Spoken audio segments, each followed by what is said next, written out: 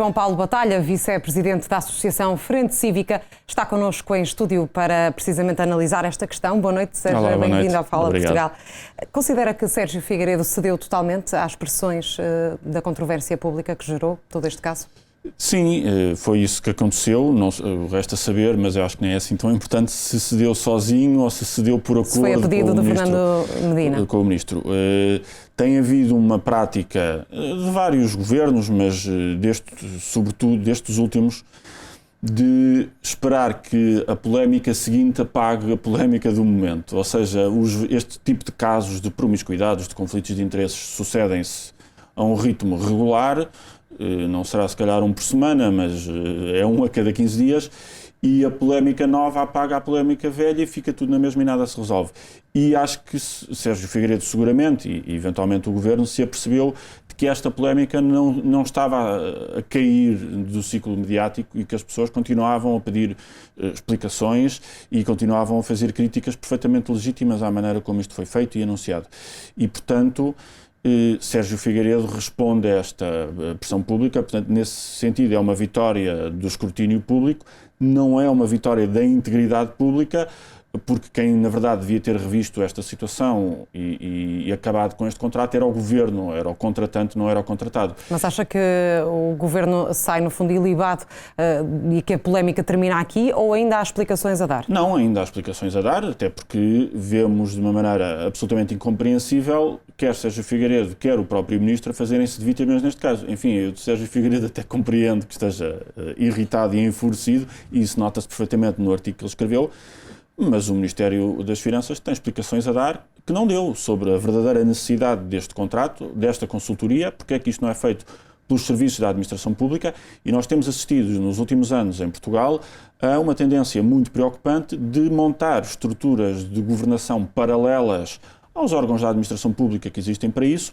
com consultores, com a profusão enorme de técnicos e assessores nos gabinetes dos ministros, e isto é ultrapassar os mecanismos e os organismos da administração pública que respondem perante a lei, perante o Parlamento, que são minimamente escrutináveis, embora longe do ideal, para criar uma espécie de governo-sombra que não respondem perante ninguém. Isto é uma tendência muito preocupante e que estava aqui a ser feita de novo, e a ser feita numa lógica de circuito fechado, com um amigo do Ministro que já tinha contratado o Ministro e que o Ministro já tinha contratado noutras coisas. Parece-lhe que essa explicação da contrapartida pode ter sido um motivo? O currículo, ou seja, o currículo aqui de Sérgio Figueiredo não seria suficiente? Claramente não, até porque depois há um erro, é que nós ainda hoje continuamos sem saber verdadeiramente para que é que ele ia ser contratado e qual é que ia ser verdadeiramente o trabalho dele. E essa é uma parte fundamental da falha do Governo, é que anunciam um mandato tão largo para este consultor que as pessoas olham para isto e dizem: esta pessoa não vai ser um consultor, vai ser uma espécie de vice-ministro sombra. E isso, de facto, ele escreveu muitos editoriais sobre o Ministério das Finanças, mas isso não é propriamente uma grande qualificação. Eu lembro que aqui há uns anos... conhece bem o Ministério. Aqui há uns anos houve um caso do Ministro do Governo PSD-CDS, Miguel Relvas, que para fazer um mestrado deu como currículo muitos artigos de opinião que tinha escrito. O PS na altura criticou, e muito bem, isso não é currículo, quer dizer, é uma intervenção jornalística, cívica, que pode ser útil, mas não dá currículo para uma pessoa avaliar políticas públicas, se é que era isso que ele ia fazer. Portanto, as explicações da parte do Ministério, que é quem nos deve explicações, nem sequer é Sérgio Figueiredo, continuam por dar. E Fernando Medina também acabou por se pronunciar apenas nesta altura em que Sérgio Figueiredo sai de cena.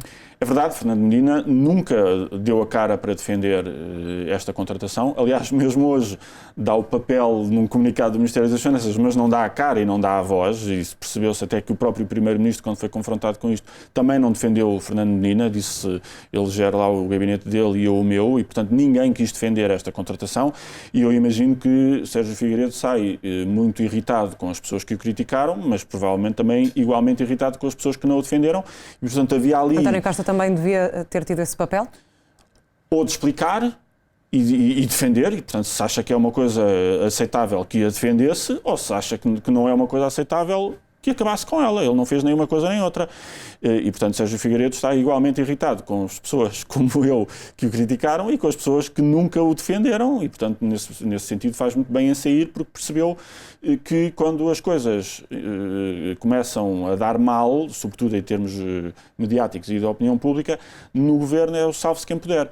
E, portanto, seguramente fez bem em proteger-se, em sair da parte do governo. É que nós continuamos à espera de explicações que continuam a ser necessárias, até porque o Ministro diz que se perdeu aqui uma oportunidade de fazer esta consultoria que acha importante e, portanto, supõe-se que vai à procura de outro consultor para fazer o trabalho e, portanto, nós continuamos a precisar de saber. Nesse sentido, a Frente Cívica acha essencial que os portugueses tenham acesso a todos os contornos deste contrato, porque, naturalmente, esperamos que outra pessoa ocupe o cargo e é necessário que venha a público todo esse contrato. É necessário, para começar, é necessário que as pessoas saibam porque é que é preciso contratar um consultor externo para fazer exatamente que tipo de trabalho.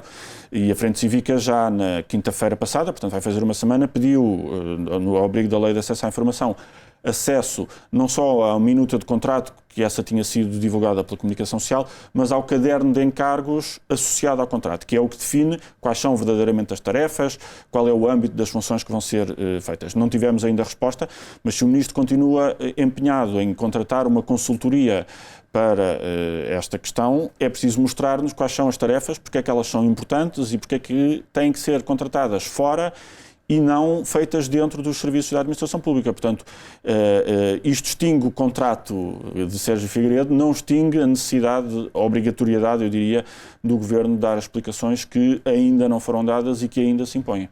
Alguns partidos políticos e comentadores traçam aqui um perfil, no fundo, associado a este governo de maioria absoluta. Parece-lhe que também tem a ver com isso alguns vícios de maioria absoluta? Seguramente. São vícios políticos transversais que se agravam em termos de maioria absoluta porque há menos escrutínio. Fernando Medina já tinha esta lógica clientelar quando estava na Câmara de Lisboa e nós vimos até muita gente ligada ao Partido Socialista que tinham bons cargos na Câmara de Lisboa a fugirem ou a tentarem arranjar outro barco salva-vidas depois das eleições quando Fernando Medina perdeu. Alguns foram para a Câmara de Almada, muitos foram para o Governo, alguns para o gabinete do próprio Fernando Medina e, portanto, há esta lógica de distribuição de cargos que é importante até dentro das lógicas internas do Partido Socialista. Também acontece com o Partido Social Democrata quando é governo, portanto é um mal geral da política.